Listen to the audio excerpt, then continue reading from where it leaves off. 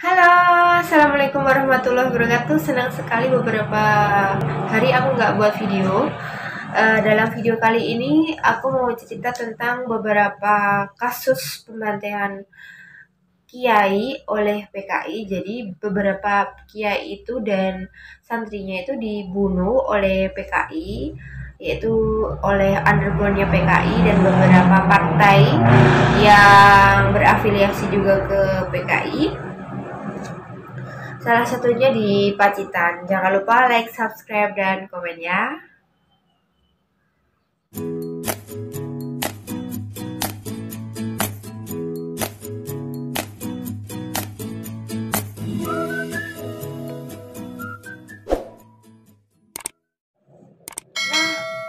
Pembantaian ini dilakukan pada tahun 1948, tepatnya menjelang peristiwa Madiun ya, dan setelah peristiwa Madiun. Jadi ada beberapa kiai yang dibunuh, salah satunya di Pacitan. Dan di Pacitan itu ada suatu pesantren yang besar. Karena pesantrennya besar dan kiainya juga termasuk kiai yang besar. Jadi pada saat itu untuk memperkuat posisinya, selain melumpuhkan semua kekuatan pemerintah tahun 1948, PKI juga terus memburu para kiai-kiai, karena para kiai itu juga pro pemerintah Republik Indonesia yang baru berdiri ya, masih bayi kan tahun 1948 kan peristiwanya, dan itu kan Republik Indonesia masih berumur 3 tahun. Jadi para kiai itu memang pro sekali dengan pemerintah Republik Indonesia, dan PKI itu untuk membuat lemah pemerintah itu salah satunya adalah membunuh para kiai dan beberapa santri pengikut kiai yang setia itu ya. Jadi untuk memperkuat posisinya, selain melumpuhkan semua kekuatan pemerintah, PKI juga terus memburu para kiai, pimpinan pesantren hingga jauh keluar Madiun. Jadi kan peristiwa 1998 kan terjadi di Madiun, tetapi beberapa kiai itu dibunuh di luar Madiun karena memimpin pondok pesantren seperti di Pacitan, di Ngawi, di Kediri juga ada ya. Kemudian di Kabupaten Pacitan terdapat suatu pesantren kuno yang sangat terkenal. Jadi tempat belajar para ulama besar tanah Jawa. Dari sana lahir ulama besar yang berkaliber internasional yang sangat disegani oleh masyarakat, yaitu Kiai Mahfud At-Tarmizi yang kemudian menjadi syekh di Tanah Suci. Nah, pada tahun 1998, pesantren di Pacitan ini dipimpin oleh salah satu keturunannya, yaitu Ki Haji Hamid Dimyati. Selain seorang pengajar, dia juga aktivis pergerakan. Karena itu juga menjadi anggota parlemen, yaitu Komite Nasional Indonesia Pusat atau KNIP. Jadi KNIP itu kalau sekarang setara dengan DPR. Nah, ketika terjadi pemberontakan Madiun, situasi menjadi kacau dan seluruh komunikasi terputus ya. Untuk mengatasi kebuntuan dan kerunyaman itu, Kiai Hamid Dimyati selaku pengasuh pondok pesantren di Pacitan berusaha melakukan komunikasi langsung dengan para pemimpin Republik Indonesia di Yogyakarta.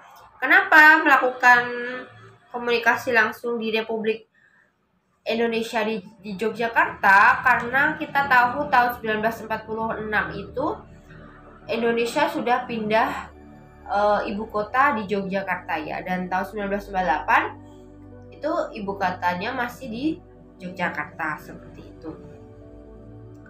Nah, ini beliau itu dan 15 santrinya pergi ke Yogyakarta itu dengan sembunyi-sembunyi biar tidak diketahui oleh gerombolan PKI dan Pesindo ya.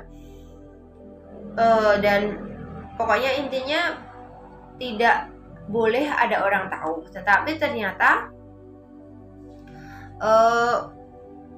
walaupun beliau dan beberapa santrinya itu melakukan penyamaran biar tidak diketahui oleh anggota PKI,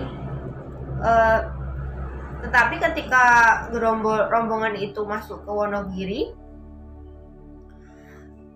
penjagaan yang dilakukan oleh PKI sangat ketat. Akhirnya Kiai Demyati beserta rombongan yang berjumlah 15 itu disergap oleh gerombolan Pesindo. Kemudian para kiai dan 15 orang santri itu dimasukkan ke dalam tahanan Batu Retno, dan dalam tahanan itu mereka disiksa dengan kejam.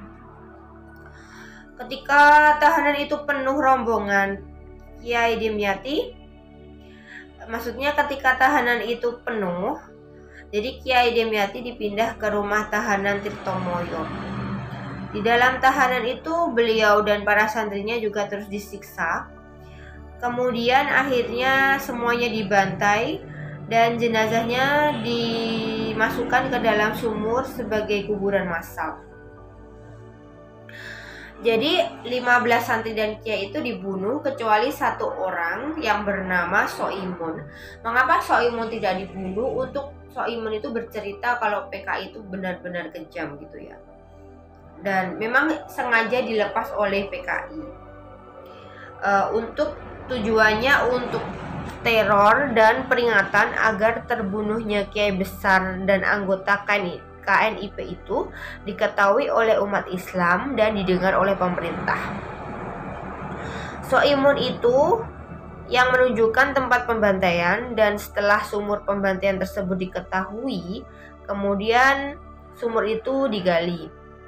Jenazah kiai beserta para aktivis pergerakan serta para santrinya yang tinggal tulang belulang berserakan yang di sumur tadi kemudian dipindahkan ke Taman Makam Pahlawan sebagai tanda jasa bagi para pahlawan pembela kemerdekaan Indonesia yang dibantai oleh PKI.